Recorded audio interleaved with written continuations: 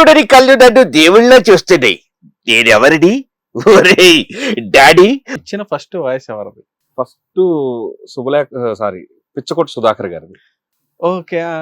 Hitler సినిమాలో yeah! Yeah! Yeah! Sudhakar గారిది, దాని తర్వాత కృష్ణ గారిది.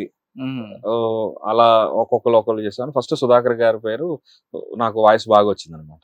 ఓకే. ఇప్పుడు సుధాకర్ గారు బాహుబలి డైలాగ్ చెప్తే ఎలా ఉంటుంది? డెఫినెట్లీ. ఎప్పుడూ చూడని కళ్ళు నన్ను దేవుళ్ళ చూస్తున్నాయి. నేనెవరిని? ఒరేయ్ డాడీ! ఒరే ఫాదరా! నేనెవరినో చెప్పురా బాబు, లేకపోతే నన్ను పిచ్చ కొట్టుడు కొడతాడో అని భయంగా ఉంది. నేను బాహుబలిడా? జిగిచక కుయ్యో!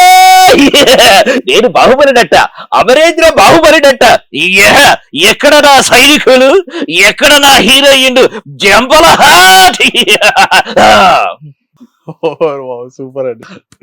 అది ఇప్పటి వరకు చాలా సైలెంట్ గా కనిపించారు. ఒక్కసారికి ఈ సుధాకర్ గారి వాయిస్ కి ఎంత బేస్ అది కూడా వస్తుంది. సూపర్ అండి. Super nice. Thank you.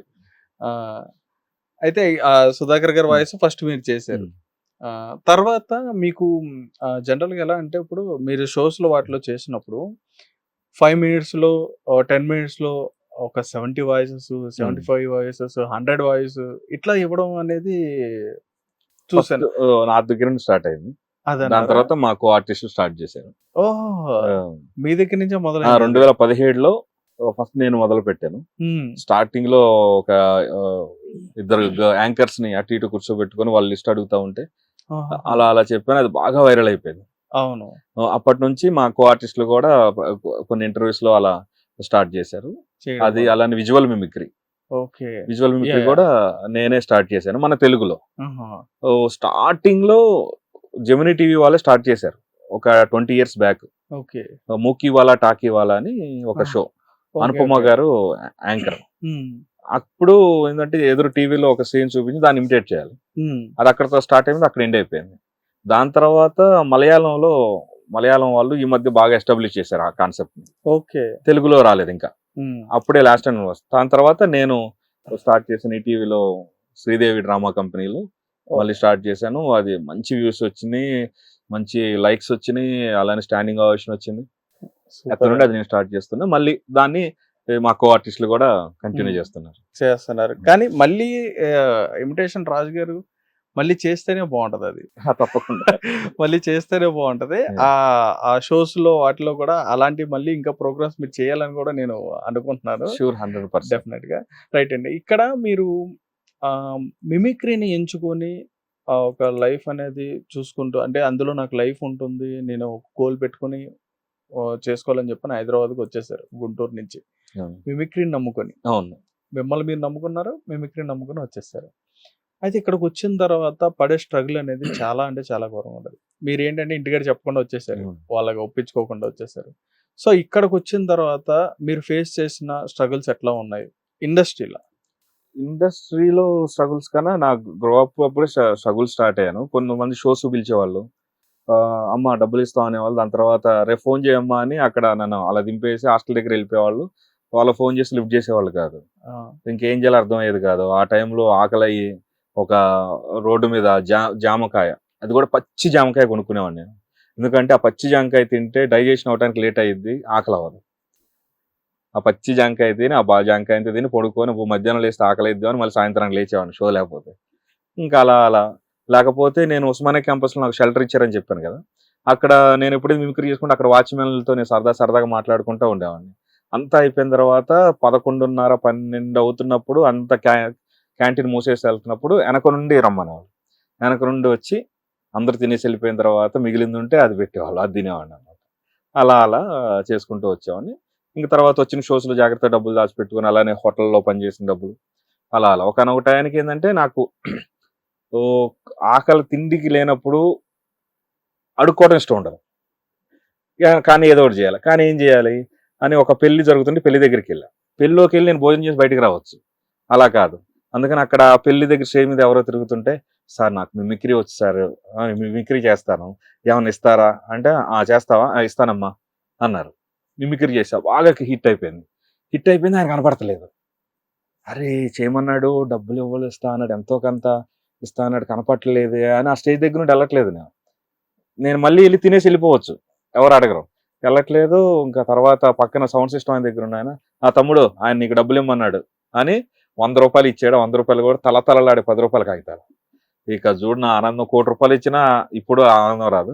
ఇలా ఇలా అనుకొని ఇంటికి వెళ్ళి గుండెల మీద వేసుకొని 100 రూపాయలు 10, 1, 2, 3, 4, 5, 6, 7, 8, 9, 10 అమ్మయ్యా అని ఆ 10 రూపాయలు ఒకటి కొంచెం కొంచెం కొంచెం కొంచెం వాడుకుంటా అక్కడ ఉస్మానియా కాదు ఇరానీ హోటల్ 10 రూపాయలు ఇస్తే ఎంత అన్నం ఇంత సాంబార్ ఇచ్చేవాడు. తీసుకెళ్ళి తిని 2 రోజులు తినేవాడు అనమాట. అలా కష్టాలు పడ్డాను. బట్ దాని తర్వాత మంచి మంచి చిన్న చిన్న అవకాశాలు, షోకి 500, 1000 రూపాయలు అట్లా రావడం స్టార్ట్ అయింది. కంటిన్యూగా ఎంతో మంది ఆర్కెస్ట్రాలో చేసేవాళ్ళు, ఇప్పుడు పెద్ద పెద్ద రియాలిటీ షోస్ లో ప్లే చేస్తున్న వాళ్ళందరూ అప్పట్లో అప్కమర్స్ అనమాట. అప్పుడప్పుడే షోస్ చేస్తుండే వాళ్ళు, నన్ను కలుపుకొని తీసుకువెళ్ళేవాళ్ళు.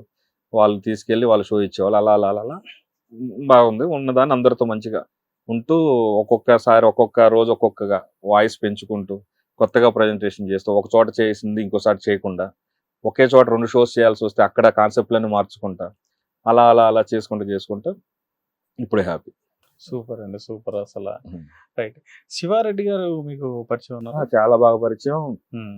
ఆయనతో ఎలా ఉంటుంది మీ బాండింగ్? శివారెడ్డి గారితో బాగుంటుంది. ఎప్పుడు కనపడ్డా గానీ తమ్ముడు బాగా చేస్తాడని చెప్తూ ఉంటారు. కొన్ని చోట్ల అయితే శివారెడ్డి గారు ఎంత పెద్ద మిమిక్రీ ఆర్టిస్ట్, ఎందుకంటే శివారెడ్డి గారు యాక్చువల్ గా మిమిక్రీ ఆర్టిస్ట్ స్థాయిని పెంచిన వారు. ఎందుకంటే ఇదివరకు అమెరికాలో playback singers, music directors 1 lakh 2 lakhs తీసుకునేవాళ్ళంట వాళ్ళ పర్ఫార్మెన్స్ కి అనేవాళ్ళు. అలాంటిది శివారెడ్డి గారు ఆ రేంజ్ కి వెళ్ళి షోకి 1 లక్ష 2 లక్షలు తీసుకోవటం, దాని తర్వాత ఆ రూట్ లో వెళ్ళే మాకు కూడా అలాంటి గౌరవం, అలాంటి స్టేజ్ దొరకటం అనేది శివారెడ్డి గారు చాలా బాగా హైప్ తీసుకొచ్చారు మిమిక్రీని. ఆ శివారెడ్డి గారు కూడా ఎప్పుడు కలిసిన పక్కన ఎవరున్నా కానీ తమ్ముడు రాజు నాకన్నా బాగా చేస్తాడు అని అంతగా తగ్గి నా గురించి చెప్తూ ఉంటారు. ఎప్పుడు కలిసినా కానీ బాగా ఉందమ్మా అని. ఎప్పుడైనా అమెరికాకి వెళ్ళి ఫోన్ చేస్తే, అరే రాజు, అమ్మ రాజు, పక్కన నువ్వు ఎక్కడున్నా అక్కడ పక్కన స్థలం ఉంది కదా, ఆ స్థలంలో ఇల్లు కట్టేసుకో, ఇప్పుడు అక్కడే ఉంటున్నావు అని సరదా జోక్స్ చేస్తూ ఉండేవాళ్ళు. ఏమన్నా షోస్ అన్న బిజీగా ఉంటే నాకు కొని చెప్పేవారు. హిట్ టీవీ యాప్, ఇందులో short news, live news, entertainment shows, movies, digital magazines తో పాటు మీ జిల్లా వార్తలను కూడా ఫ్రీగా చూడొచ్చు. ఇంకెందుకు ఆలస్యం, వెంటనే హిట్ టీవీ యాప్ ని డౌన్లోడ్ చేసుకుని ఫ్రీగా ఎంటర్టైన్మెంట్ పొందండి. Hit TV app. Hit TV app. Please download hit TV app. Hit TV app ని ఫ్రీగా డౌన్లోడ్ చేసుకొని ఎంజాయ్ చేయండి. మీకు నచ్చిన ఎంటర్టైన్మెంట్ కోసం హిట్ టీవీ యాప్ ని ఫ్రీగా డౌన్లోడ్ చేసుకొని ఎంజాయ్ చేయండి. హిట్ టీవీ యాప్ ని డౌన్లోడ్ చేసుకుని ఆస్వాదించండి, ఆశీర్వదించండి. ఇంతమంది సెలబ్రిటీలు హిట్ టీవీ యాప్ ని డౌన్లోడ్ చేసుకోండి అని చెప్తున్నారంటే ఎంత మంచి యాప్ ఆలోచించండి. అమెరికా అమెరికాలో చదవాలనుకునే వాళ్ళకి విశ్వసనీయమైన పేరు మన శౌర్య కన్సల్టెన్సీ. UK లో 1 year masters. UK లో 1 year masters. 2 years work permit up to 5 years visa. Contact Saurya Consultancy.